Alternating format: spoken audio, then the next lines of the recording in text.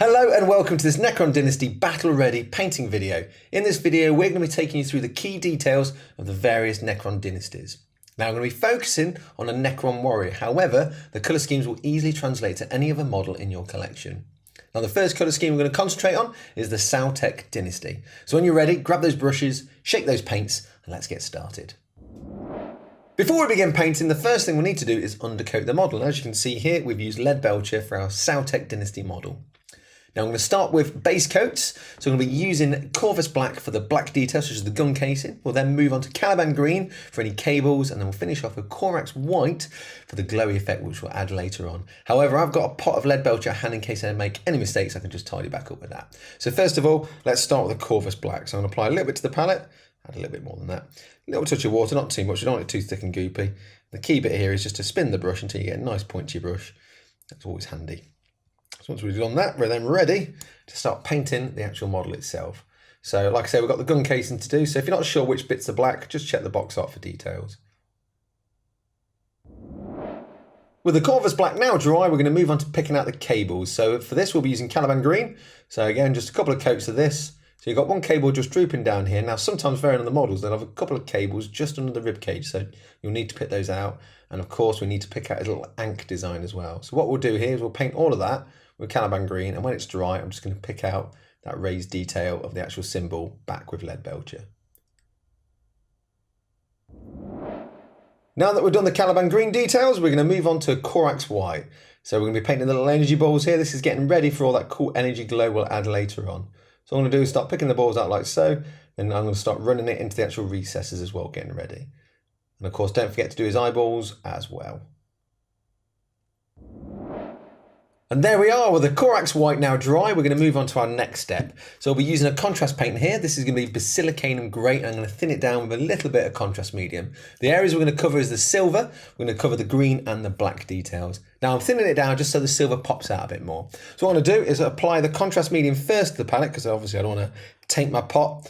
So I'll just do a couple of dollops of that. And then once I'm happy, I'm going to get a dollop of Basilicanum Grey. So that's probably 3 parts contrast medium to 1 part Basilicanum Grey. So I'm just going to mix that together like so. Load up my brush. As you can see here, I've got a medium shade brush. Once I'm happy, and then I'm going to start applying that all over the model. Now, if you can, try and avoid those white details you picked out. But if you do get it in there, don't worry. You can always tidy back up with some Corax White after. There we are, with the Basilicanum Grey now dry and any Corax White details tidied back up again. We're going to move on to our final step, which is to add Tesseract Glow to the glowing energy area. So anywhere we've base coated with white, we're now going to put Tesseract Glow over. So I'm going to use a medium layer brush for this. I'm just going to apply a little bit to the palette. I'm using it technically straight from the pot. I'm just using the palette just so I get a nice point like so. So once I'm happy with that, we're then ready to start applying that to the energy areas. So what I'm going to do is just start with a gun and then start running that in like so. And again, if you do splodge and get some on the silver, just tidy back up with a little bit of silver. There we are, with the Sautek dynasty now done. We're going to move on to our next colour scheme, which is the Nilak dynasty. Now, as you can see here, the model's already been pre-painted. That's using the entirety of the Sautek dynasty colour scheme. We're just going to be adding some extra colours, which is the turquoise of the armour and also the gold. So first of all, we're going to start with Retributor armour for our gold details. And after that, we'll use Thousand Suns for any turquoise details. But first of all, let's get some of that gold on. So I'm just going to apply a little bit to the palette, a little touch of water. Again, key to make sure you get your brush to a nice point, and then we're ready to start base coating. So the areas I'm going to focus on here is going to be his face. So I'm going to be painting this all gold, and I'm going to do the little ankh design here. It can vary from squad to squad. You can do it turquoise, then pick out the simple gold. For this one, I'm going to do the simple gold, and then pick out with turquoise after. Take your time. You might have to do a couple of coats. There we are, with the gold now base coated. We're going to move on to the turquoise areas using Thousand Suns blue. So you've got the shoulder pads to do, so all you need to do is just give them a nice base coat like so. And again, moving all the way around, all the way down to the bottom of the shoulder pad. Now be mindful, obviously you might have some of the silver shown through, so probably doing a second coat would be great. So just take your time building that up. You've also got the symbol on the ankh to do, so you can just work that on. But one of the things we're going to show you now is to actually do the little stripes. So some of them will have stripes on the helmets. Now it's always best to do this during the base coating stage, because if you make any mistakes, you can easily tidy up. So I'm just using the nose there as a guide. I'm just going to do a thin line all the way up to the top. Try and do it as straight as you can, keeping your arms nice and steady. You can make it broad if you want to by moving slightly outwards either side. And again, if it is a bit wibbly wobbly, just use that Retributor armour to make it nice and straight again. There we are with the Thousand Suns blue now applied and the little stripe on his helmet tidied back up. We're going to move on to applying some shades and contrast. Now first of all we'll be using Agrax Earthshade on the gold, then after that we'll use Basilicane and Grey on the turquoise areas. But first of all let's start with that Agrax Earthshade. So I'm just going to apply a little bit to the palette. This is mainly just so I can load my brush up and get it to a nice point, not really thinning it down. And then I'm ready to start applying that to the gold areas. So obviously do the face first. I try and avoid the little glowy eye areas because obviously you've done all that hard work up to this point. So try and avoid those if you can. If you do make any mistakes, just tidy back up with Corax White and reapply your Tesseract Glow. And don't forget the ink under there as well. With the Agrax stage now done, we're going to move on to using Basilicane and Grey. Now I've thinned this down 1 part of Basilicane and Grey to 1 part contrast medium. So I'm just going to run that all over the turquoise details like so. Again, if you really wanted to on some of the raised areas, you can always tidy back up so it gives it a bit of a highlight. You shouldn't really need to. So just apply that like so and give it time, probably about 30 minutes to dry. And also just around the Ankh symbol, I know there's some Agrax Earthshade in there, so just apply a little bit of Basilicane and Grey just to give it a little bit more depth as well. There we are, the contrast now dry, our Nihilakh dynasty is completed. So what I'm going to do now is move on to the Novak dynasty. Now again, we've got this up to a certain point by using the Sautek guide, as you can see here. So all we need to do now is add the red shoulder pads and any white details. Now for the red, we'll be using Mephiston Red, and for the white details, we'll use Corax White. But first of all, let's start with that Mephiston Red. So I'm just going to get a little bit onto my palette, like so, a little touch of water. Depending on the base paint, sometimes you might have to add a little bit more water. This one seems fine now. And the key thing here, as always, is get your brush to a nice point. So once I'm happy with that, and I'm ready to start painting it. So we've got his face to do, we've got his shoulder pads to do, and the little Ankh to do as well. And again, because it's red and you're going over silver, you might have to just do a couple of thin coats. Just take your time. And for this, I'm using a medium layer brush. There we are. Now that we've done the red, we're going to move on to the white details. And for this, we're using Corax White. On Necron Warriors, you're probably only going to be picking that little Ankh symbol just here in white. But things like Necron Immortals and some of the other unit types, you can just do the little stripes on the helmet in that colour scheme as well. There we are with that Ankh symbol now picked out. What we're going to do now is move on to applying a shade. Now for this we'll be using Agrax Earthshade. I'm going to coat this all over the red, and I'm also going to just apply a little bit to that symbol just to help add a bit of definition around the edges of it. So what I'm going to do is just use it straight from the pot. However, I'm going to apply it to the palette like so. This is mainly just so I can get a nice point to the brush. So what I'm going to do is just run that round and I don't overload it too much. And then we're then just going to start applying that to the face. Again, you've got obviously glowing details there. So obviously avoid getting in there. And if you do, use your brush to soak up any excess, or just reapply white and then your Tesseract Glow after. There we are with the shade now dry. The Novak dynasty is done. So what we're going to do now is we're going to move on to the Mefrit dynasty. Now I painted the majority of this model using the Sautek guide. So all that's left to do is the armor panels and the glowy effects. So for the actual armor, we'll be using Deathwood Forest as a base coat. Then after that, for the glowy effects, because it's quite orange, we're going to start with Jakero Orange. So first of all, let's start with that armor. So all I'm going to do is get a little bit applied to the palette as always, a little touch of water. And again, key bit, getting your brush to a nice point. And then we're ready to start picking out the armor. So what I'm going to be doing here is just start on the shoulder pads as before. I've also got the face to do and his little Ankh to do it as well. Take your time and you might need to do a second coat. There we are with the green armor panels picked out. We're now going to start painting the orange glow. So I'm going to be doing the cables, the energy in the gun and his glowing eyes as well. There we are with the orange energy now picked out. We're going to move on to applying some shades and some contrast. So first of all, we use Coelia Green Shade for the green armour. We're just going to keep this into the recesses. Then after that, we use Blood Angels Red thinned down with contrast medium to go over the energy. But first of all, let's start with that Coelia Green Shade. So I'm just going to apply a little bit to the palette, like so. Get a nice point to the brush. And I'm just going to start coating that as much as I can into the recesses. Obviously, you can do some on some of the raised areas and just highlight back after if you need to.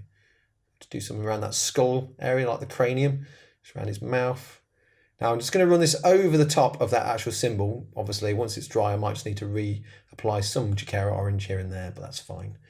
And just go around to the shoulder pads and just do the same thing. Once the Coelia Green shade's dry, we're now going to move on to applying Blood Angels Red.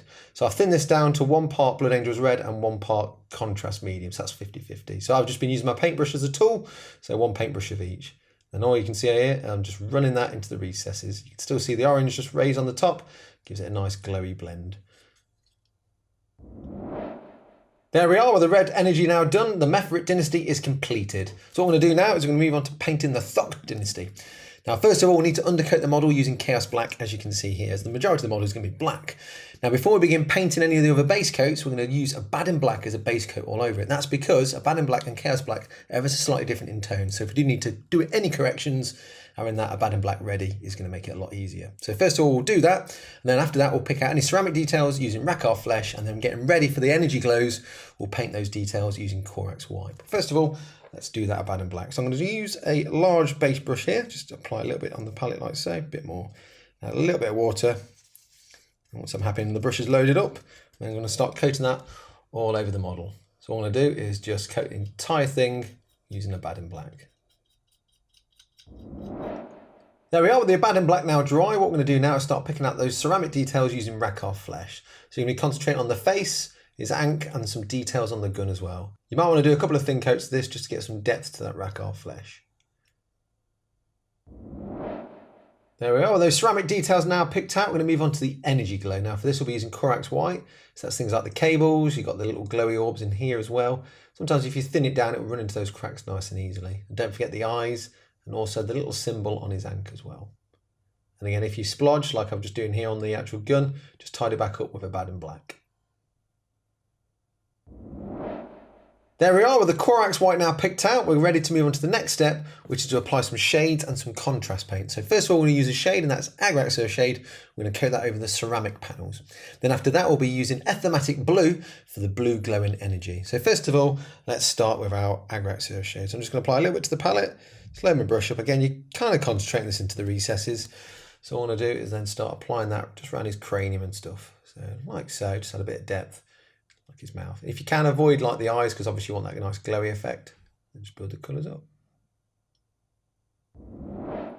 Now that the Agraxur shade is dry, we're going to start using Ethematic Blue on those blue glowy details. Just going to apply a coat like so, just on here and on the tubes, and also those glowy bits around the eyes and the actual weapon as well.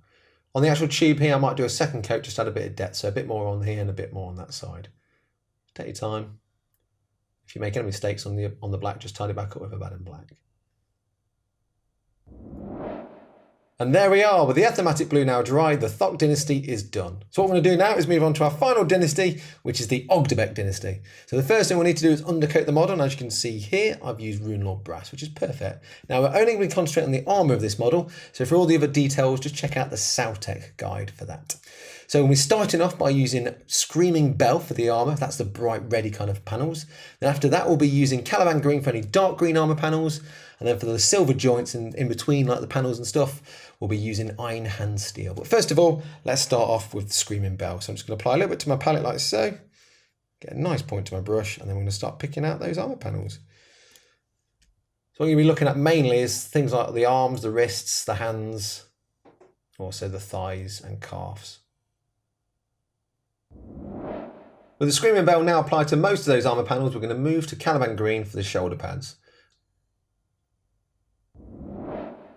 There we are, with the green shoulder pads now done. I've also picked out the ankh on his chest as well in green. So what I'm going to do now is move to Iron Hand Steel to pick out this face, and also just some select bits on like the exoskeleton underneath the armour joints. Most of it I'll probably keep Runelord Brass. And there we are with the silver of his face now done. I've also picked out the joints on his armour and also the symbol on his ankh as well. So what we're going to do now is apply a shade, and for this we'll be using Agraxur shade. I'm going to apply this over all the colours we've just done. For this I'll be using my medium layer brush. So all I'm going to do is just apply a little bit to the palette, get a nice point to my brush, and then we're ready to start applying it. I'm just using a medium layer brush as opposed to a shade brush, just because I've got, like I say, more control. It's got a nice point and I don't have to like pull too much here and there. So I'm just going to start applying that over those colours. And just take your time. And when that's done, just leave it for around about 30 minutes to dry. And there we are with the Agraxur shade now dry. Our Ogdebek dynasty is done. You'll also notice I finished the gauze flare off, and that is following the Sautek guide. And with that, our Necron Dynasty Battle Ready painting video is completed. Now remember, you can easily transfer these colour schemes onto other models in your collection as well. Now, there's a couple of things to remember. First, when using base paints, try and be as neat as you can. Remember, the neater you are, the better the end result. When using shades and contrasts as well, try not to overload your brush, as it can quickly run out of control. If you do find that happening, just use your brush to soak up any excess. Well, I hope you've enjoyed this video. Hope you enjoy painting your own Necron dynasties, and we'll see you again soon. Bye-bye.